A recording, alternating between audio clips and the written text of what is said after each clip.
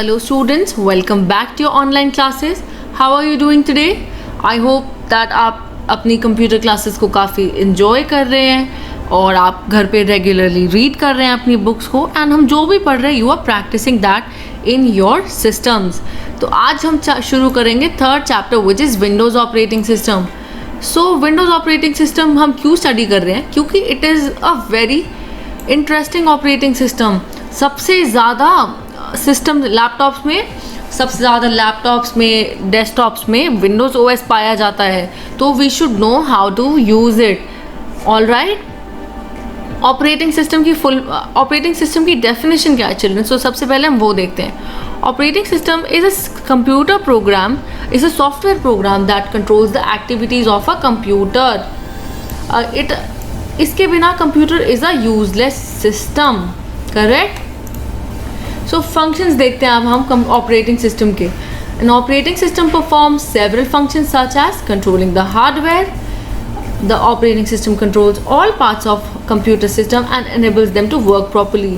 बिना सॉफ्टवेयर के हम कंप्यूटर को इंफॉर्मेशन कैसे देंगे कि हार्डवेयर पे क्या चीज़ परफॉर्म करनी है?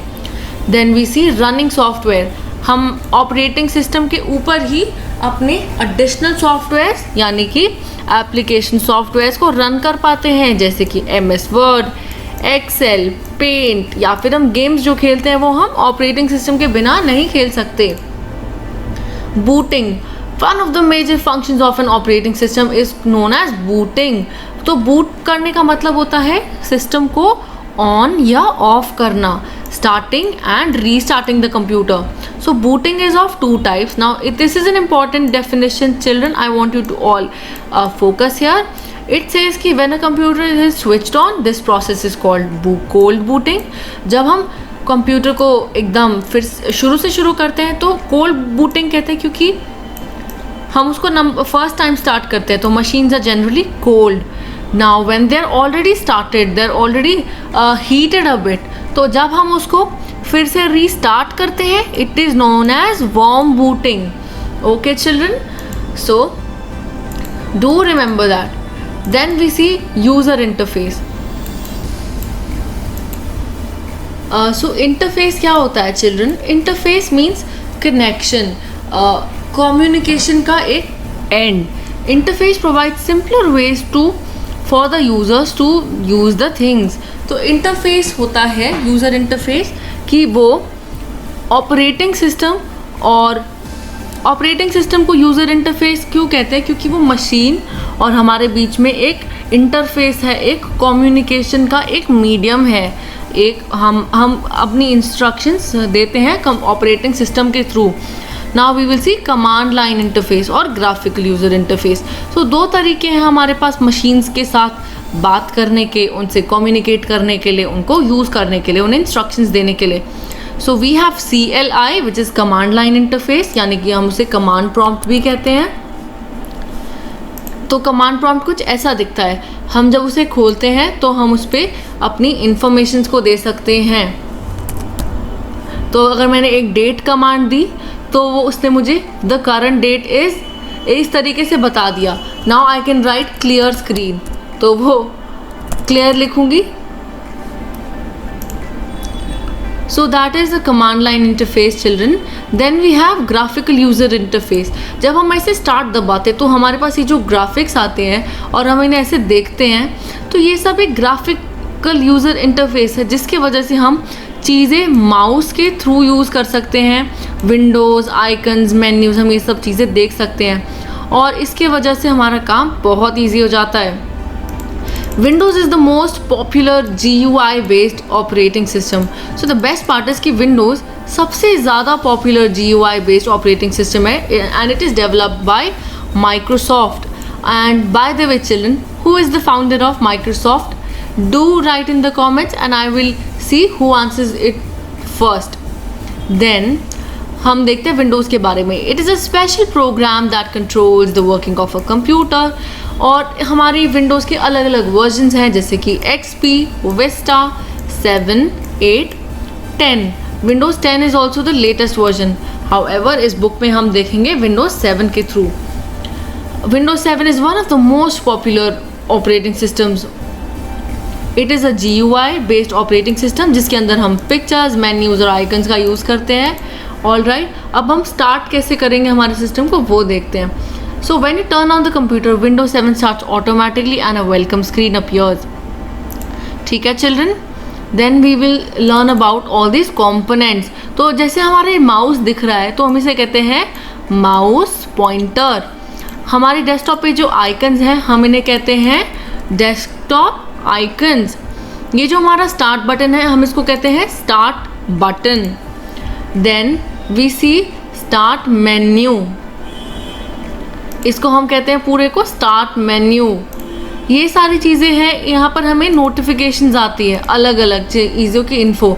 जैसे कि यहाँ पर आ रहा है कि you just plug the device, तो ये क्या है, नोटिफिकेशन एरिया. यहाँ पर टाइम एंड डेट, क्योंकि हमें टाइम एंड डेट दिखता है इधर. और डेस्कटॉप स्क्रीन जहाँ पे हमारी सारी चीज़ें हमें आइकन्स दिखते हैं. All right children, now do read these definitions. For example, start menu का डेफिनेशन है when you click on the start button, start menu will appear. It is used to access programs, files and computer settings. इसके left में हमें all programmes दिखते हैं, सारे information हमें मिलते हैं. और हम इसको अब हम यहाँ पर एक्सट्रीम लेफ्ट में हम जब करेंगे, पावर बटन को दबाएंगे तो it will ask us to shut down, sleep और restart our computer. Working on a desktop screen, तो हम चीज़ें देखेंगे कि हम डेस्कटॉप पे कैसे कर सकते हैं. Click and hold the mouse button on icon you want to move. अगर मैं चाहूँ तो अपने डेस्कटॉप पे गई और मैं I can open my C drive, I can open my D drive by just clicking from desktop.